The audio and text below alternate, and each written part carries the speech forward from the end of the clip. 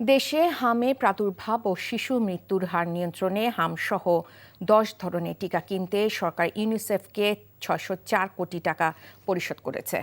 দ্রুত সময়ের মধ্যে এই টিকা দেশে পৌঁছাবে বলে জানিয়েছেন স্বাস্থ্য সেবা বিভাগের সচিব কামরুজ্জামান চৌধুরী।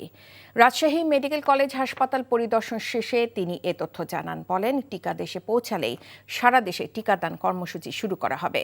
সচিব বলেন, করোনা মহামারী চলাকালে টিকাদান কার্যক্রমে কিছুটা স্থবিরতা তৈরি হয়েছিল। সেই ঘাটতি পূরণে এবার বৃহৎ পরিসরে টিকাদান কর্মসূচি হাতে নেওয়া হয়েছে।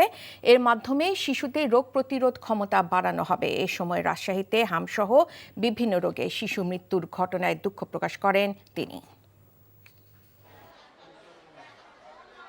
৬০৪ কোটি টাকার টিকা ক্রয়ের জন্য যে প্রস্তাব আমরা পাঠিয়েছি, এই টিকা ক্রয়ের বিষয়টা আমরা পেমেন্টও করে দিয়েছি। আমরা ইউনিসেফকে চিঠি দিলে আমরা টিকা পেয়ে যাব। আমাদের কোল্ড চেইন রেডি আছে। আমরা টিকা পেয়ে গেলে আমরা টিকাদান কর্মসূচি ব্যাপকভাবে শুরু করব।